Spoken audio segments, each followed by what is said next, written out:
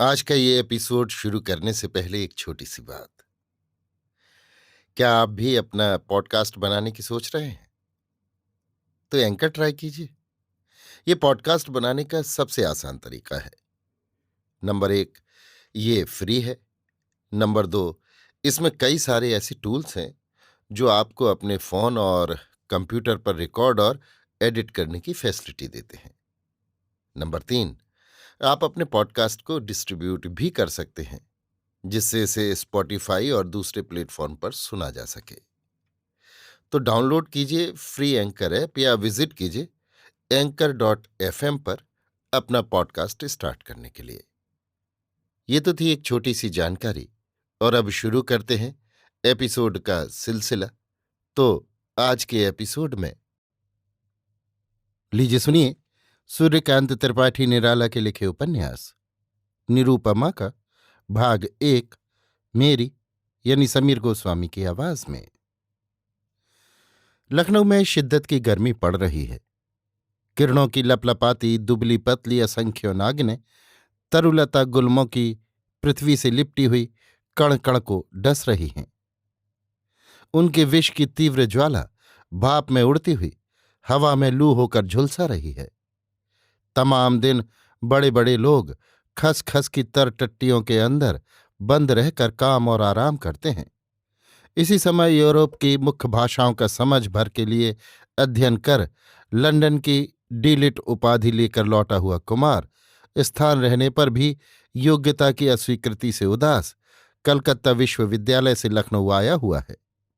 यहाँ कोई स्थायी अस्थायी काम मिल जाए, पर चूंकि किसी chancellor, vice chancellor, principal, professor या कलेक्टर से उसके रिश्ते की गिरह नहीं लगी, इसलिए किसी को उसकी विद्वता का अस्तित्व भी नहीं मालूम दिया। जांच करने वाले ज्यादातर बंगाली सज्जन एक राय रहे कि एमए में किसी तरह घिसट गया है, थीसिस चोरी की होगी। एक अस्थायी जगह लखनऊ विश्वविद्यालय में बाबू कामनी चरण चटर्जी की छुट्टी से हो रही थी। वहां बाबू यामिनी हरण मुखर्जी आ गए। ये पीएचडी ही थे, पर इनकी पूंछ में बालों का गुच्छा मोटा मिला। कुमार फिर जगह की तलाश में क्रिश्चियन कॉलेज गया, पर वहां भी वर्णाश्रम धर्म वाला सवाल था। देखकर विद्या ने आंखें झुका ली और हमेशा के लिए ऐसे स्थलों का परित्याग कर देने की सलाह दी। यूरोप के लौटे हुए कुमार की दृष्टि में कर्मण्यवादी का रस्ते का ही महत्व है, इसलिए मन में हार की प्रतिक्रिया न हुई।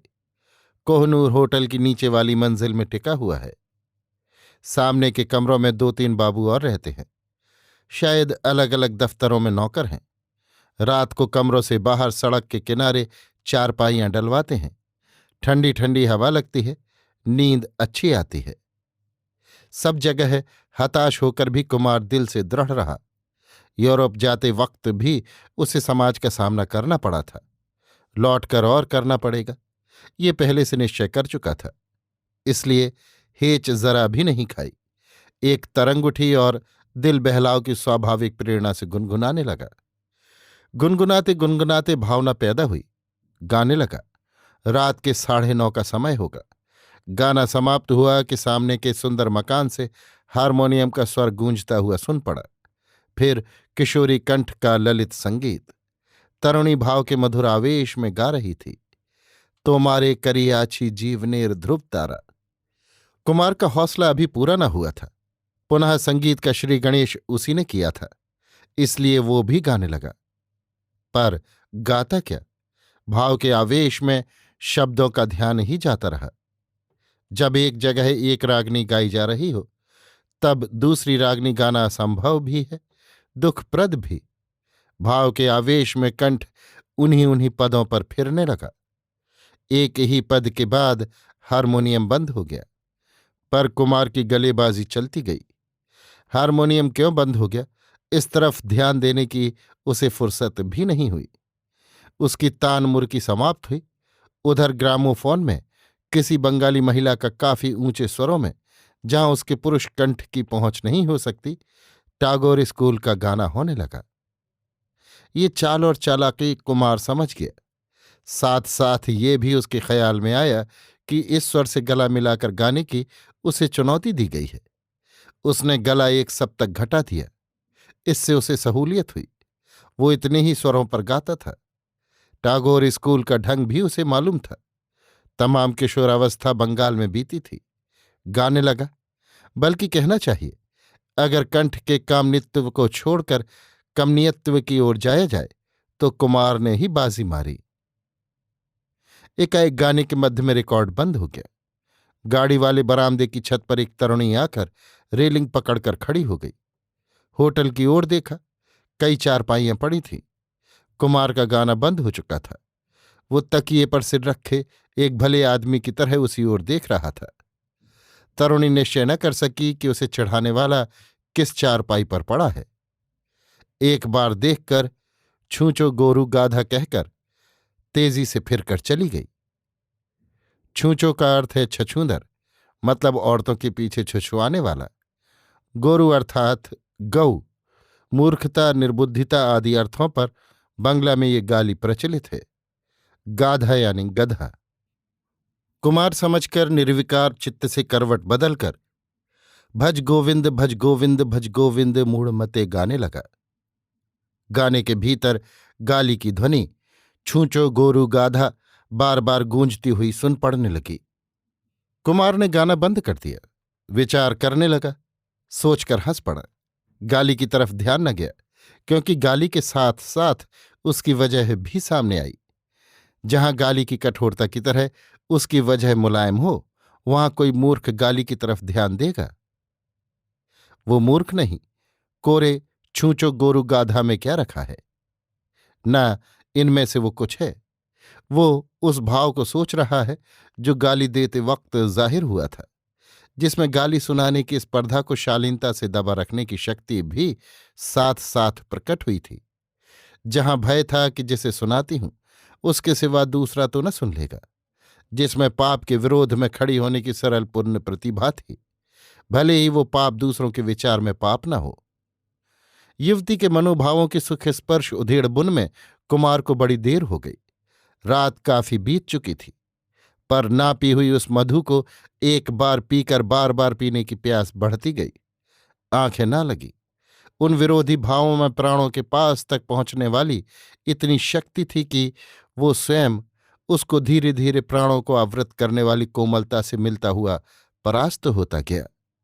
जब आंखें लगी तब वो जैसे उसकी पूर्ण पराजय की ही सूचना हो। तब तक रात के 2-3 का समय हो चुका होगा। नींद जैसे युवती के पढ़े जादू का नशा हो। कुमार की आंखें खुली ही जब सूरज निकल आया था। मुंह पर धूप पड़ रही थी।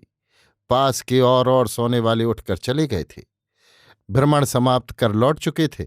कुछ देर से जाने वाले लौट रहे थे। रास्ते पर काम से चले लोगों की काफी भीड़ हो रही थी। जगने के साथ ही जिस तरफ को मुंह था, आंखें सीधी उसी तरफ आप ही आप गईं। जिस कल्पना को लेकर वो सोया था, जगने के साथ ही अपनी मूर्तिमत्ता में लीन न होने के लिए उसी तरफ वो चली। सामने टेलीग्राफ के पोस्ट को बांधने वाले एक तार पर उसी मकान के भीतर से मधु माधवी की एक लता ऊपर तक चढ़ी हुई प्रभात के वायु से हिल हिलकर फूलों में हंस रही थी। उसी की फूली 2 शाखाओं के अर्धवृत्त के भीतर से देखती हुई 2 आंखें कुमार की आंखों से एक हो गईं। उसकी कल्पना जैसे सजीव परिपूर्ण आकृति प्राप्त कर सामने खड़ी हो। इस खड़े होने के भाव में भी रात का वही भाव स्पष्ट था। सारी देह लता की आड़ में छिपी हुई, मुख लता के 2 भुजों के बीच जैसे छिपने का पूरा ध्यान रखकर खड़ी हुई हो। बरामदे पर सुबह शाम रोज वो वायु सेवन के लिए बाहरी दृश्य देखने की इच्छा से निकलती थी। जरूरत पर यों भी आती थी। कल जिसे गाली दी, मुमकिन आज देख लेने के लिए आई हो। पहचान थी नहीं, सोते कुमार को देखा हो, आंखों को अच्छा लगा हो, इसलिए छिपकर देखने लगी हो। कोई भी कुमार को सुंदर कहेगा। उसके सोते समय युवती किस भाव से किस दृष्टि से देख रही थी नहीं मालूम, पर उसके सोने पर भी उसके ललाट, चिबुक, नाक और मुंदी आयत आंखें विद्या के परिचय से प्रदीप्त रहती हैं। लंबे बाल कानों को ढककर कपोलों तक आ जाते हैं। गोरे चेहरे पर केवल साबुन से धुले सुनहले बाल किसी मनुष्य को एक बार देखने के लिए खींच लेंगे। मुख और बालों की ऐसी मैत्री है। कुमार को देखते ही युवती लजा गई। उसी की प्रकृति ने उसकी चोरी की गवाही दी। आंखें झुक गईं। होठों पर पकड़ में आने की सलाज मुस्कुराहट फैल गई। सामने मधु माधवी की लता हवा में हिलने लगी। पीछे सूर्य अपने ज्योतिमंडल में मुख को लेकर स्पष्टतर करता हुआ चमकता रहा। युवती छिपने के लिए पहले से तैयार थी, पर छिप नहीं सकी। कुमार अपनी कल्पना को सुंदर प्रकृति के प्रकाश में घिरी प्रत्यक्ष सजीव अपार रूप राशि के भीतर सलज्ज सहानुभूति देती हुई देर तक देखता रहा। जैसे कल गाली देने के कारण आज वो मूर्तिमती क्षमा प्रार्थना बन रही हो, जैसे कल के भीतर वाले भाव आज व्यक्त रूप धारण कर रहे हों। सुंदर को सभी आंखें देखती हैं, अपनी वस्तु को अपना सर्वस्व दे देती हैं।